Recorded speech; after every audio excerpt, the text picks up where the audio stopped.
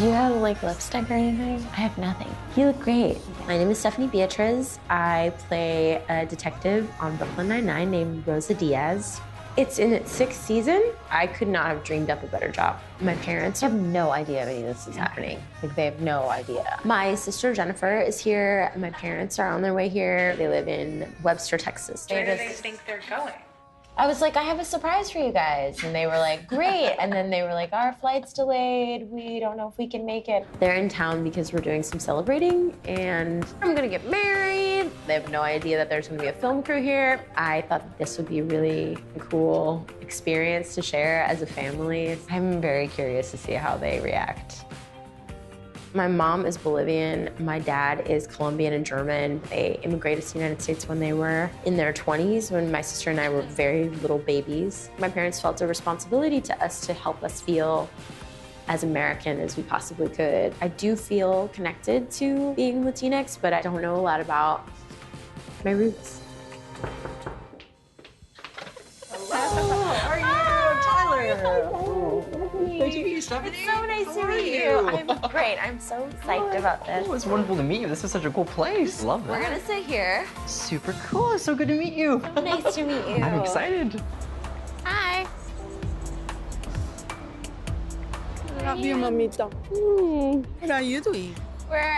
Stephanie has a surprise for you guys. I don't want to tell you too much because it's like her surprise, so. The way that I like to work is I really put a very strong emphasis on validation. I believe anybody can come through in a reading, but my goal is really to figure out who it is, what they have to say, and really the essence of who they are. So if you put this on, you can listen to like what these. Basically what I'll do throughout the duration of this is I scribble, and it's my way of meditating, kind of getting in the zone. Who is this guy? This guy is a medium. Huh? He's a He's a medium. It's right there in the cover of that book. It's got a show. And sometimes objects can kind of help ring through people because it shows that we're thinking about them, you're thinking about them, and sometimes it kind of helps, but anybody can technically come through. Okay, so give me one sec. This is so strange. I had literally a vision of someone sleeping on someone's couch. Something about like people having to stay with people temporarily, and then we kind of go back and either do our own thing or whatever, but is there any situation? I know what it means, honey. What does it mean? I am getting married on Saturday. Nice. And it's like all of these different kinds of people that are all coming together for this weekend, but it's temporary. Congratulations, that's so exciting. Thank It's you. amazing. They are, we talk about 2 honeymoons though. Yeah! So there's two honeymoon reference coming in. Yeah! Are you doing yeah, two? we're doing honeymoons. Well, congrats. Yeah! We're gonna go to Tokyo and we're gonna go to Paris. Nice. Wow! It's like an emotional time. Like, my parents are here, I'm gonna get married, like, I don't know anything about my family. It's like, I know so many people that grew up with like 4 grandparents and I never met most of mine. So I do see you have some objects here, which is helpful. We have 2 objects. My sister and I think that they belong to the same person, but we're not sure because we don't have any historical knowledge or any tracking, and we've just like heard and remember. And Like, all right, so we'll start with this one. I love this. Oh, and look. Oh. I'm gonna hold onto each one and see what happens. Okay. Just like that. I feel like today the information that we're supposed to get isn't just for you, but also for your mom's side. I So feel that so much. they're having me talk about someone who actually passed away prematurely, or what we would kind of consider to be like before their time. Yes. Oh, yeah, that's for my mom. And kind of making me not. Do you know of any female L names in the family? Like Linda or like Lynn? My mom's mom Uh-huh. is, I think her name was Luna. Luna. Okay, Yeah. gotcha. I was like, Linda, well, I'm not sure what this is, but it sounds like that. So yeah, female L name would be maternal grandmother. I don't know her. I don't know what she looked like. I don't know if I'm anything like her. Gotcha. Like, I would love to know if there are things that I love that she loved Oh, too. I love that. There's a lot of feelings of like her having to do a lot of things on her own when she shouldn't have had to. And so she would have really, from a very early age, kind of had to show resilience and show independence. And when I'm connecting to that side, there's this feeling around her, depression and anxiety. And I feel like this is something she very strongly would have dealt with. So there's a pride for you basically taking these steps to kind of be open about what you go through emotionally, mentally, and I feel like you'll have some kind of opportunities that allow you to kind of use your platform for that. Wow. And I think that awareness will make family very proud. That's really even cool. on the other side. That's really, really cool. I love that. That's awesome. Mental health isn't something you necessarily want to talk about, mental health, addiction, but I feel comfortable sharing that I do struggle with these things. Honestly, there's just a lot of feelings of like tragedy around her.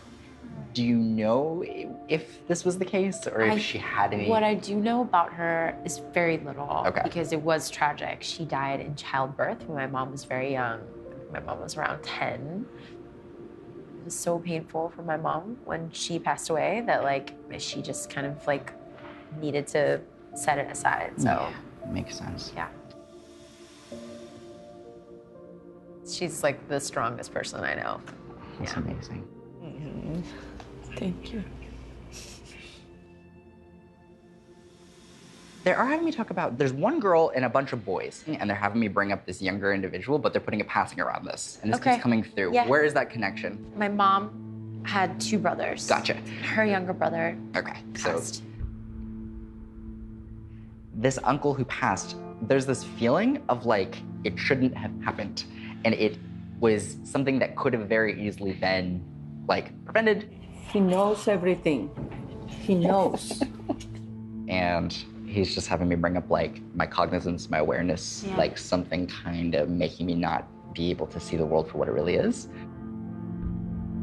My uncle struggled with addiction, and it's something that I've struggled with, this idea that people aren't listening to you or they don't care. Or like, oh, the family's doing everything they can. You know, it's like, well, yeah, but the drug's doing more. It just feels like we need to not blame anybody because he acknowledges that people would have tried to be able to resolve this or to help this, but he's having me acknowledge pushing back help, pushing back help. At the very end of his life, there's this feeling of someone tried to reach out and then he didn't get back and then he passed away. That's very, very spot on. It's that kind of feeling of, I just don't want that to be the last memory in our heads. Do you know when Uncle passed away? Yeah. Would it have been a big discussion in family or like a big thing? In some families. Gotcha. But there's a lot of protecting that happens in my family. Gotcha. The circumstances of my uncle's passing were really, for a long time, mysterious to me. And I think that that was by design, by family members. When I was like in 2nd grade or maybe 3rd grade, my mom left for about like 2 months, and it was because her brother was dying. And then he passed away. This is like a lot of just like collected pieces because my family is very cagey, and my mom sort of had like a lot of trouble talking about it. When he died, I think it was really hard for her. Yeah, I think she and my father felt a lot of responsibility for him because he immigrated from South America, and so it was really hard when he passed away because it was unexpected and he was young.